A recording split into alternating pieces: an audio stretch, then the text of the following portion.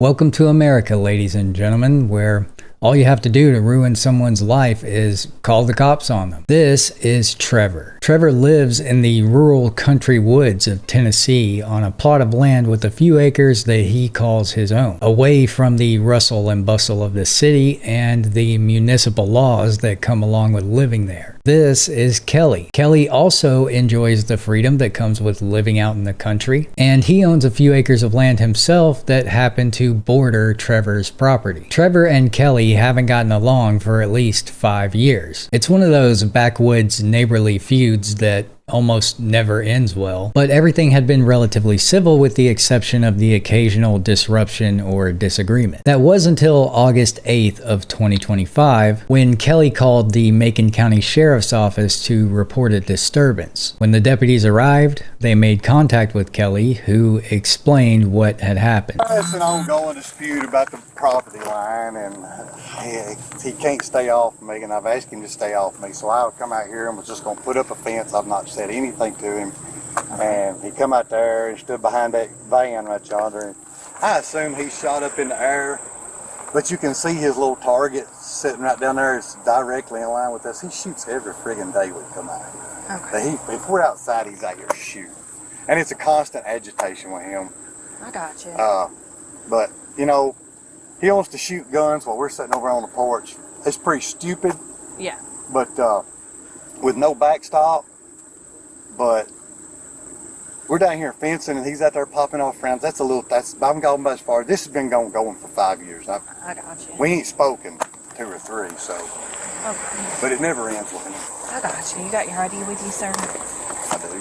After speaking with Kelly and getting his side of the story, the officers located Trevor on his lawnmower in his yard and made contact with him. Yeah. Ooh.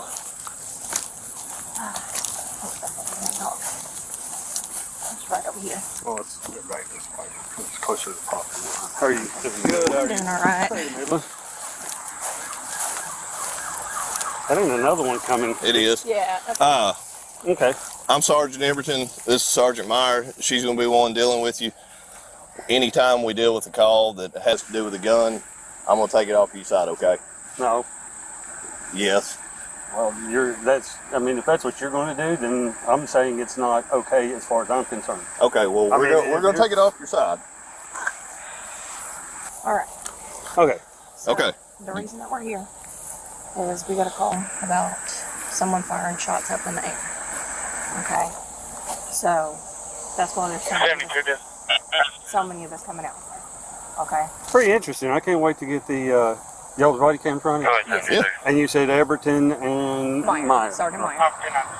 Well, there's no crimes being committed here.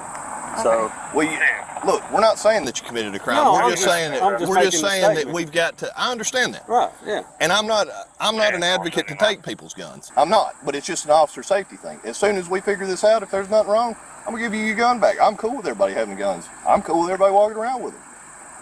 We're definitely pro-gun. I'm not here to take your gun. I'm not here to try to infringe on your y'all are rights. doing a good job so far. I can't wait to see what this tuck guy's bringing in now. Okay. So at any point did you fire your weapon up in the air, sir? No. Okay. Why would we get a call that said that you had? Whenever I started my mower a minute ago, all my chickens was congregated underneath my van once again. So I dropped 2 shots in the ground to scare them all back to their coop. But it wasn't in the air. There was 2 shots fired, and it was in the ground. Okay. It clears them out fast. It's not the first time I've done it. I got you. I understand that completely. So at no point you fired the weapon up in the air? No. Okay. I would never fire a weapon up in the air. I just got finished with a training class this Saturday. Yeah. Yeah, what goes up comes back down. Yeah, you don't ever fire a weapon. I just fired them off into the ground. All right. You got your ID with you, sir? I haven't committed any crime. Sir, we're out here for a call for service. We have to identify everybody. Now I wish I had a camera. Your camera's on, sir? Okay, I can't tell if it is. Yours is? Okay. And you are Vincent, and you are Woodard? Okay. Yes, sir. Yeah. No, actually, I don't have an ID on me, but I'm not going to ID. I'm not giving you my name and date of birth because there's been no crime. I protect my Fourth Amendment. The Fourth I Amendment think at this that- point okay. gets put aside when, okay.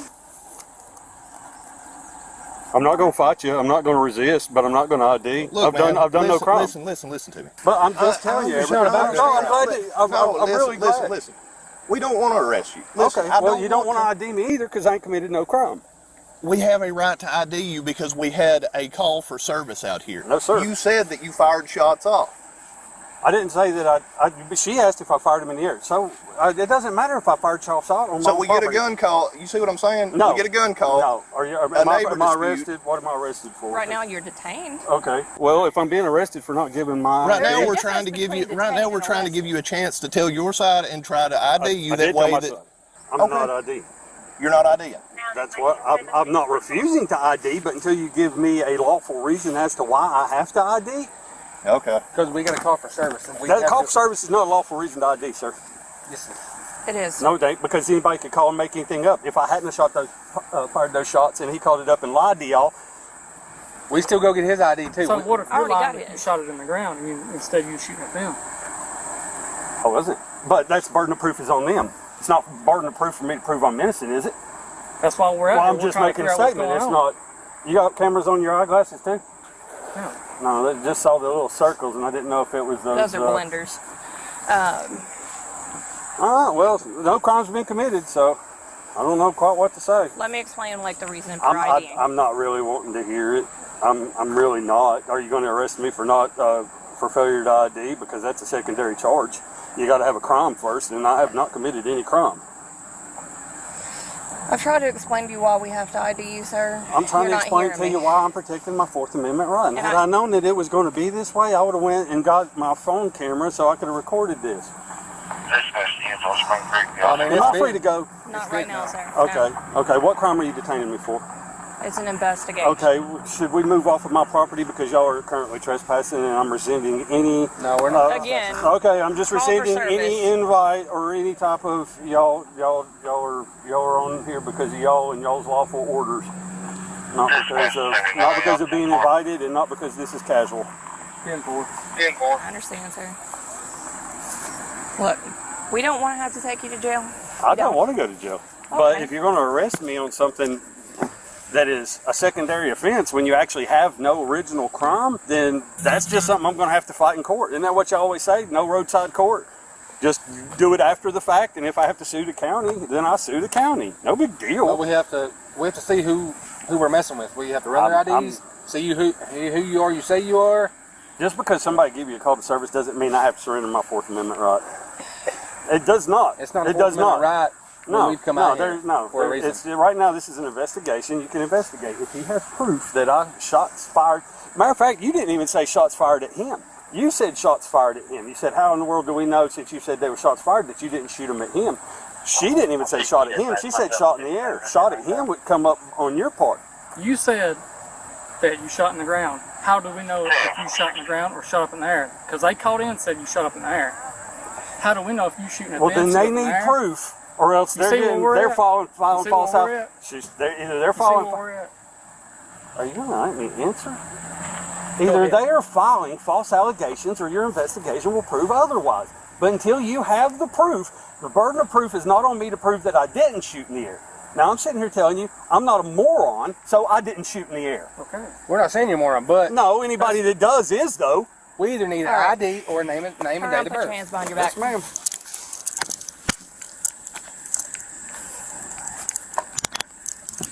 Put your hand together like you're praying, so that way it doesn't pinch you.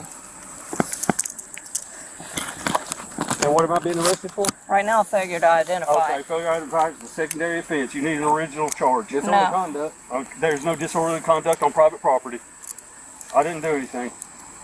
Now look, we talk all the time on this channel about how a call for service alone generally doesn't give officers the authority to effectuate a detainment. But that can change when the call is accompanied by other factors. Here, the officers didn't just receive a call for service. They also located and spoke with the caller, corroborated who the suspect was, and then located Trevor with a firearm. They took some investigative steps to establish that a crime may have occurred and that Trevor may have been the perpetrator perpetrator of that crime. And that's the kind of fact pattern that generally supports a brief investigatory detention. Reasonable suspicion is a very low bar for officers to meet. And although we see plenty of officers who fail to meet that very low legal standard, that doesn't mean that it isn't still very easy to satisfy from a court's perspective. In fact, there are Tennessee cases where a gun-related call plus an on-scene witness identification supports a brief detention. So the fact that there was a corroborated report of potential criminal activity with a firearm where the officers positively identified an armed suspect gives them a strong argument that they had reasonable suspicion and were within their authority to temporarily detain Trevor. But that doesn't mean that the officers had the authority to identify him. Tennessee is not a stop and identify state, and it doesn't have a specific law that explicitly criminalizes the act of refusing to give your ID to members of law enforcement while being detained or arrested outside the context of a traffic stop. So the whole idea that these deputies could potentially arrest Trevor for refusing to identify is just complete nonsense. And it says a lot that literally every officer who responded to the scene, including the chief of police who you'll see momentarily, were completely unaware of this. One more thing I want to point out before we jump back into the video is that I hate this stupid logic trap that officers keep using against citizens. Officers love to say, well, we don't know if you committed the crime, as if that lack of knowledge somehow justifies a detention, when in fact it just shows that the officers didn't have enough evidence to make a legitimate determination. Here, the deputy asked Trevor how they're supposed to know which direction he fired his weapon in, and that obviously implies that they don't know, which means that they don't have any evidence of any criminal use of a firearm. I mean, how could they know if a crime was committed if they clearly don't know which direction the firearm was shot in? They're basically just trying to flip the burden of proof in real time to avoid having to carry out an actual investigation. And the fact that the entire police force on the scene is doing this is a testament to the state of the training infrastructure for policing in this country.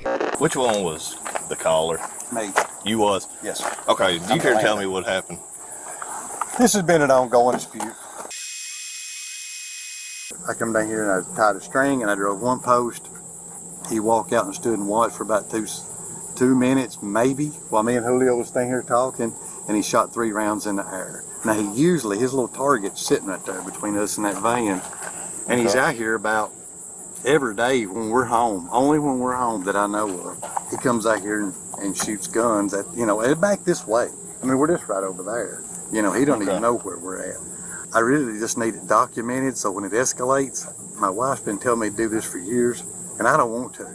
Yeah, well, I get it. I'd rather just let it go because I don't want the headache. Well, the reason I'm asking is because he's just being confrontational and saying that we're violating his Fourth Amendment rights and he's not going to ID. And come out, he stood and stared for about a minute. Then he shot 3 rounds in the air and then he hopped on his lawnmower and rode back here. I'd say he realized he screwed up when he shot in the air. Okay. I don't know that he did, but this is not over. Yeah. You know what you don't I mean? know. What do you mean you don't know that he did? What do you mean by that? I mean, in his eyes, he just thought he was, Oh, you're saying that you don't know that he... I've let it go for so daggum long.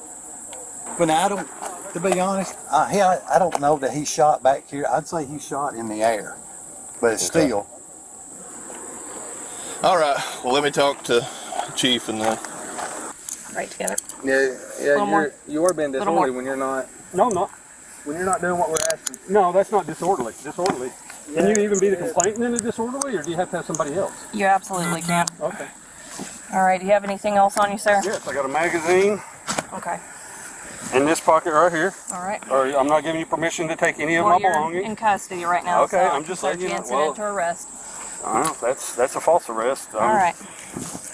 All prerogative. No, it's law. Okay. You either follow the law or you don't. You're supposed to be here upholding your oath to the Constitution. You're right. Well, this is a Fourth Amendment oath violation. You don't have a crime. Some bullshit call and stuff like that. I said, well, we don't know if you're shooting at them, shooting up in the air. That's why we're out here for a call.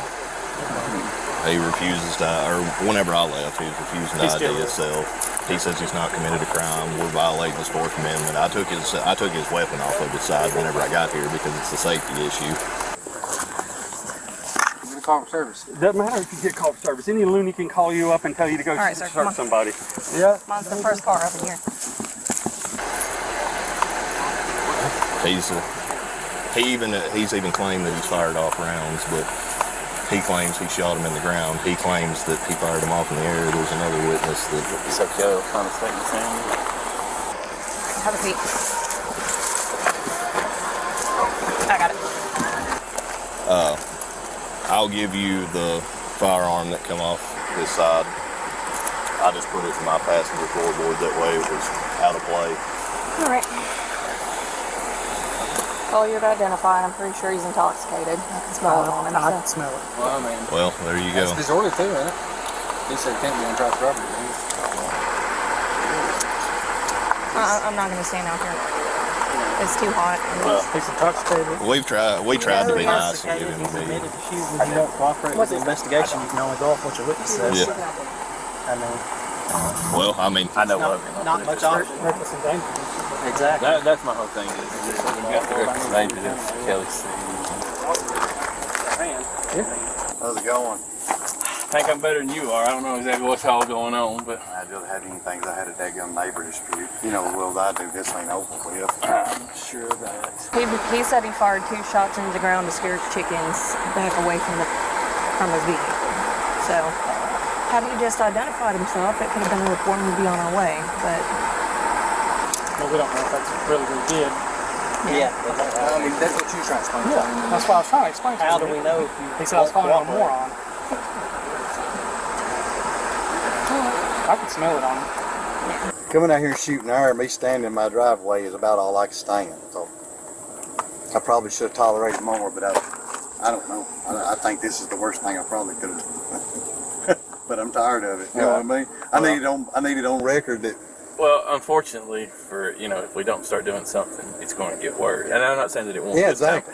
But at least you've done your part, to try to prevent it going to the next step. Yeah, I don't believe it will.